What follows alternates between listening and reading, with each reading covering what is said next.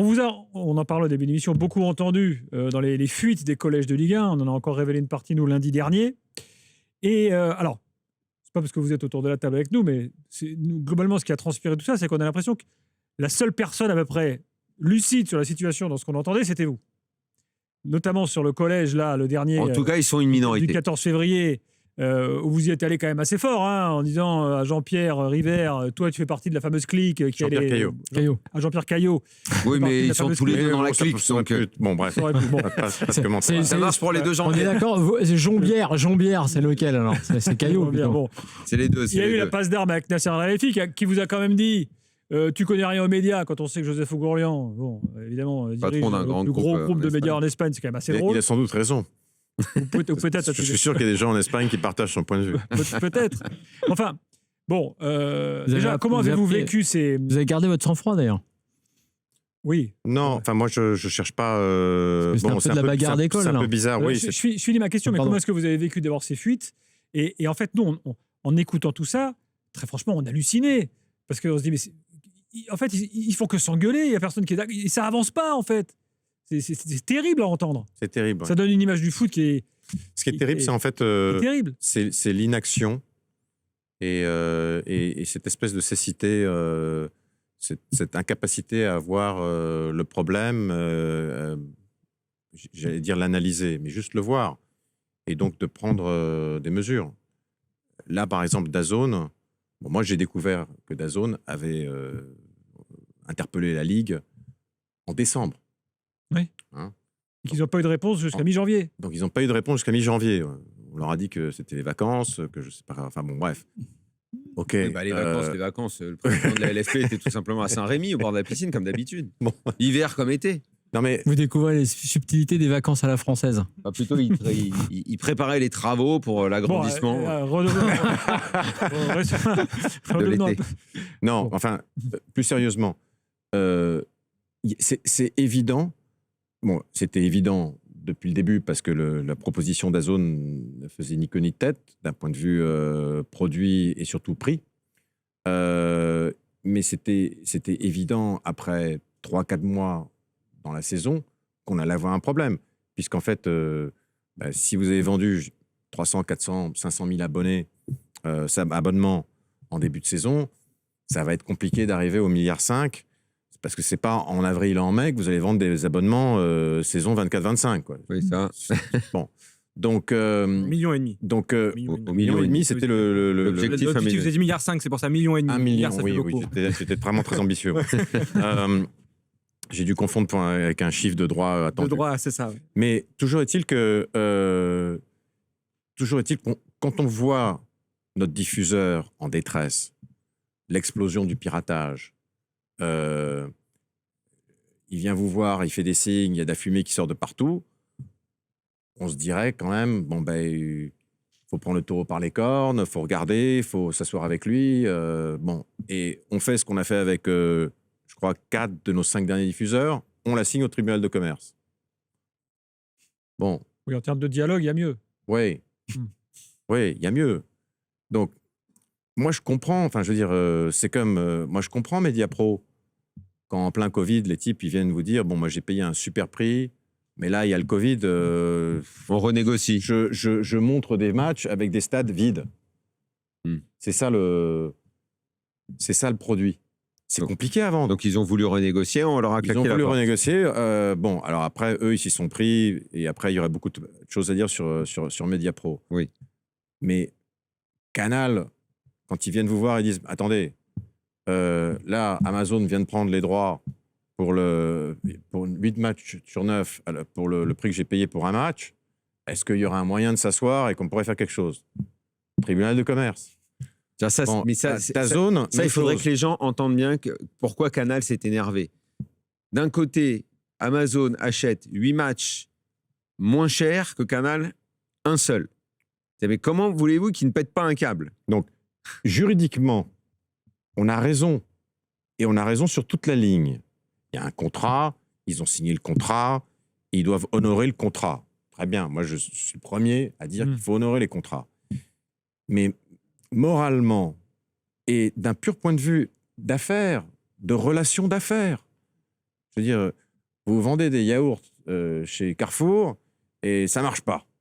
Ça marche pas parce que c'est pas sur le bon rayon, ou je sais pas, ça se vend plus, ou je sais pas quoi. À un moment donné, vous allez voir Carrefour, on dit bon, est-ce qu'on peut s'asseoir, est-ce qu'on peut regarder, est-ce qu'il y aura un moyen, est-ce que je peux te vendre un autre truc, est-ce que on peut bouger de rayon, est-ce que Tu mets mes yaourts ailleurs. est-ce qu'il faut à la limite que je paye un peu plus, ou voilà, est-ce que tu peux me faire une ristourne, est-ce que tu peux m'aider sur ce coup-ci. Donc en gros, la Puis stratégie globale de gestion des diffuseurs n'est pas bonne depuis maintenant longtemps, en fait. elle est catastrophique. Elle est catastrophique. Mais pour Elle est prendre catastrophique, à commencer par cette espèce de changement constant de diffuseur. Je veux dire, là, avec DAZN, je crois qu'on a atteint le summum, et je pense que la plupart des gens, et moi je les comprends, ils ont dit, mais non, attends, laisse tomber. Laisse tomber, je ne sais plus où ils sont là. L'expérience consommateur, elle est terrible. L'expérience consommateur, je ne sais plus où les trouver. Donc, Non, puis c'est ce que vous disiez dans la visio qu'on a vue, notamment sur l'entrée de Bein. Ça faisait un autre abonnement à prendre, forcément, plutôt que d'avoir tout sur le même Après, abonnement. là-dessus, il ne faut pas incriminer DAZN. Eux, ils sont venus acheter un produit. Non, alors justement, quand même sur ça, encore une fois, sur la façon dont c'est géré à la Ligue, pour que les gens, pour expliquer pourquoi les gens ont trouvé ça bizarre, en dehors de l'atmosphère qui était tendue, effectivement, très tendue entre vous. Le prix, puisque vous avez beaucoup parlé du produit contre le court terme la dernière fois, et c'était très juste. Donc, c'est OK, mais comment se fait-il que les clubs de Ligue 1, à un moment donné, abandonnent Que le président de la LFP oui, le président n'ait pas dit à DAZN combien vous allez le vendre, le pot de yaourt. sur le prix du produit et sur... En fait, C'est fou. ils vendent leurs droits, tout le monde est content parce qu'on récupère le chèque et plus personne ne ils contrôlent rien s'intéresse derrière. à la politique commerciale du diffuseur. c'est le drame. C'est pour ça qu'on a changé de diffuseur, et c'est pour ça qu'on a fait n'importe quoi depuis 5 ans. Parce qu'en fait, les clubs, à chaque fois, on se retrouve devant le minimum garanti et on dit « ouais, on prend ». Mais t'as pas envie de regarder ce que fait le type derrière avec le produit. Bah oui. T'as pas envie de regarder à quel prix il le vend au consommateur. Bien sûr. Mais c'est ton produit. Bien sûr. C'est toi que tu vends. Mais c'est ça qui est hallucinant. Oui, mais ça, vous en parlez par exemple le 14 juillet déjà. Enfin, vous parlez du prix déjà, le 14 juillet de mémoire. Mais il n'y a pas plus de discussion que cela sur Non, le il n'y a contenu. pas de discussion, puisque moi, on m'a dit de toute façon, c'est décidé, c'est fait, on est le 14 juillet, c'est trop tard, circuler, il n'y a rien Parce à qu'ils voir. ont tellement galéré, ils ont tellement attendu, ils ont tellement été persuadés et endormis que Saint-Nasser allait les sauver. Tout le mal, en fait, il est là. Il est là, le mal. C'est cette relation mortifère entre Vincent Labrune qui est dans la poche de Nasser. Le mal, il est là. C'est d'avoir cru que lui viendrait au secours. Et la seule excuse que je vais donner, c'est rarissime, je ne l'ai jamais fait, écoutez bien. La seule excuse pour Vincent Labrune, c'est d'avoir engagé c'est Luis qu'ils sont Enrique. tous tombés dedans. Parce que dans le dîner à l'Élysée, quand Macron invite l'émir du Qatar, forcément, peut-être qu'à la place de Labrune, je me dis, attends, si on va tous à l'Élysée, même si moi, je mange dans un coin sur une table subalterne, j'ai même pas le droit d'aller dans la grande salle, je me dis quand même qu'au salon, ils vont réussir à faire le business.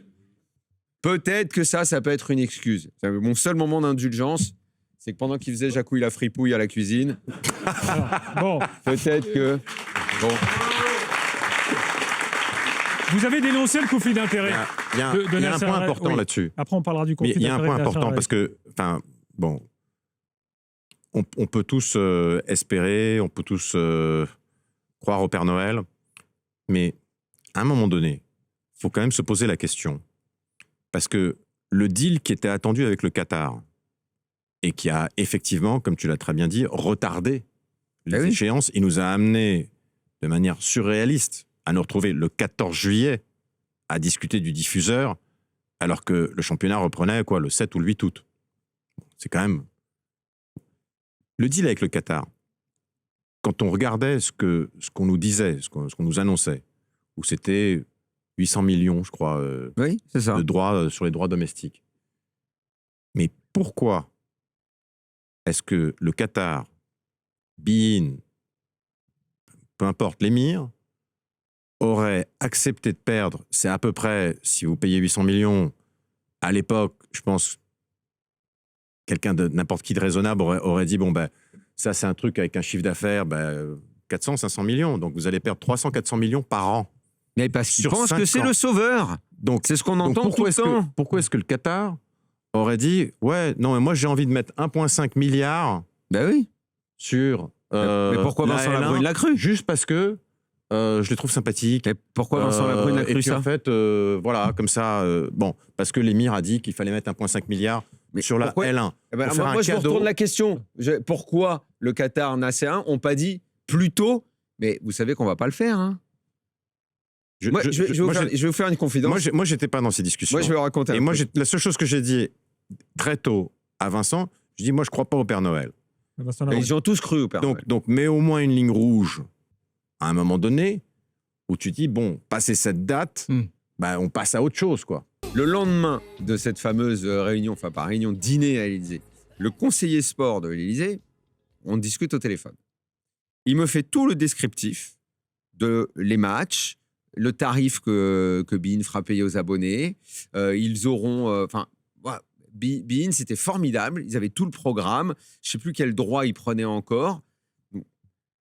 Quand vous avez le conseiller de Macron au sport qui vous appelle pour vous faire cette grille-là et tout, moi, je me souviens, le soir, j'étais arrivé dans l'after, j'ai mes infos, je suis béton armé, t'imagines un petit peu, c'est quand même pas rien qu'il ait fait.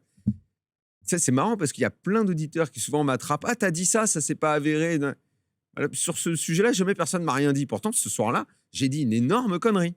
Mais parce que j'avais une source qui était béton. C'est pas ça qui s'est passé. Mais qu'est-ce qui s'est passé? Qui y a cru, en fait?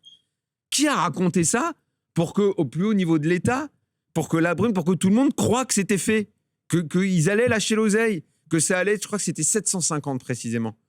Avec les matchs, le vendredi, le samedi, ça va se passer comme ça, le tarif, ça va être formidable, on va rassembler plein de droits et tout. Enfin, quand il m'a décrit le truc, mais moi aussi, je disais, le Qatar a sauvé la Ligue 1, fantastique, j'avais acheté un cheval blanc pour défiler, pour fêter le Qatar. Qui a cru à tout ça, alors? Elle est où l'entourloupe dans cette histoire? Ça, je peux pas vraiment te répondre parce que honnêtement, moi, j'y ai jamais vraiment cru.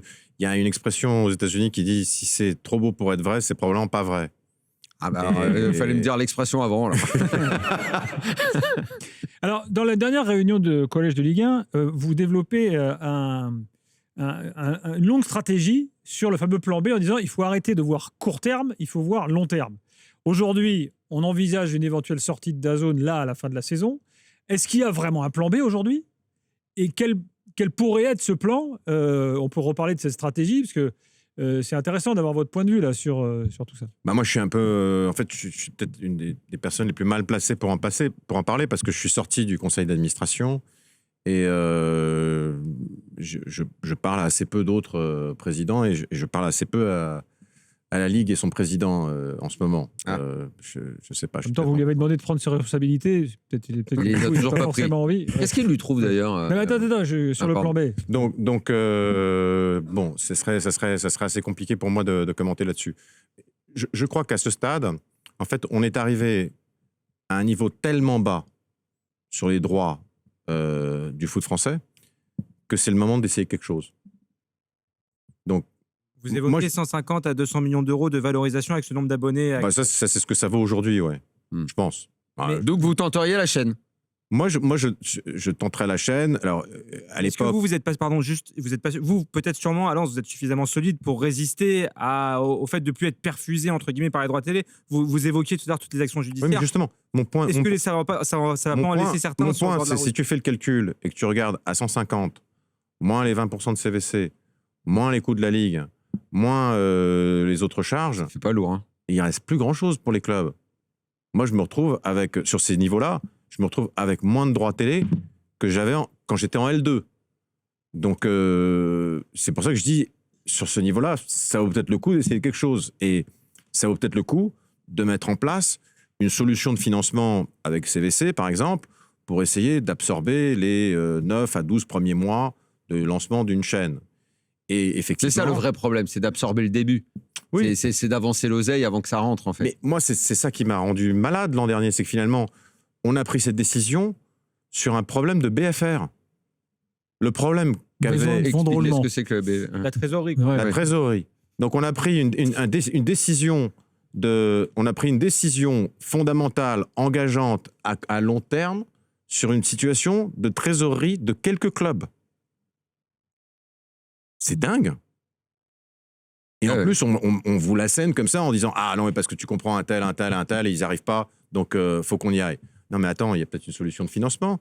Est-ce qu'on ne peut pas mettre en place avec des banques, avec la Ligue, comme on l'avait fait d'ailleurs au moment de la crise Covid, une situation de financement? Et puis, ils ont besoin de combien, en fait? Puis Nasser, il pouvait refiler un petit peu, vu que CVC, il a pris 200 millions et qu'il a laissé les miettes aux autres. D'ailleurs, sur la répartition, est-ce que vous vous appelez à une répartition plus égalitaire des évidemment. revenus? Bah, évidemment, c'est la base Si vous voulez, du foot, en fait. c'est pas très compliqué. Je veux dire, tout le monde est là parce que les droits télé, ça semble un truc un peu magique. Les gens sortent des chiffres des chapeaux. Bon, c'est une question de produit, du prix du produit et du canal de distribution du produit. C'est comme si vous vendez un yaourt dans un supermarché. C'est votre yaourt, est-ce qu'il est bien? Est-ce qu'il est bon? Est-ce qu'il coûte à peu près en ligne, un peu plus, un peu moins que ce que vous pouvez trouver ailleurs? Et où est-ce que vous le vendez? Dans quel supermarché? Bon, le produit, c'est évident qu'il faut mettre tous les matchs sur la même chaîne.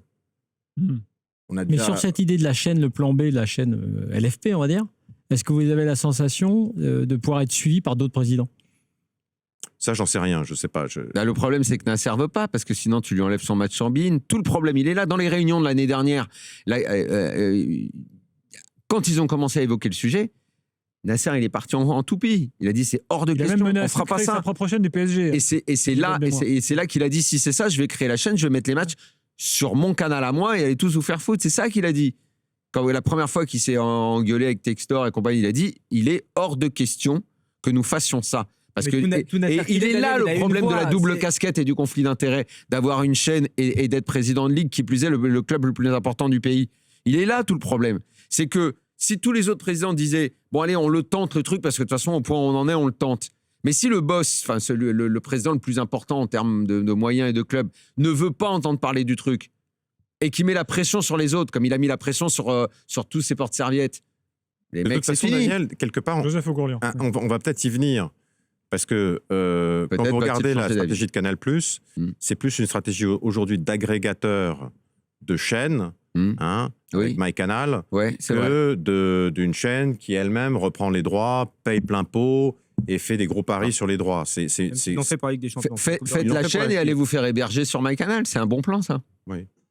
Donc ça c'est le premier point. Ensuite, il y a la question du prix. Bon, le prix, je pense que DAZN, dans la douleur, a compris à peu près où se situe le prix, et je pense qu'on a tous compris que... Ça fait des années qu'on dit, s'il y a tous les matchs, à 20 balles, on est pas mal, mais il faut que le produit soit quali, avec du reportage, avec de l'inside, avec des vieux matchs. Est-ce qu'à 20 euros, vu le produit, l'état dans lequel est le produit aujourd'hui, est-ce qu'à 20 euros, vous avez suffisamment d'abonnés pour faire vivre tous les clubs, pour que tout le monde s'y retrouve en termes de trésor? Moi, ce que je pense, c'est qu'il faut remettre complètement en cause la répartition actuelle.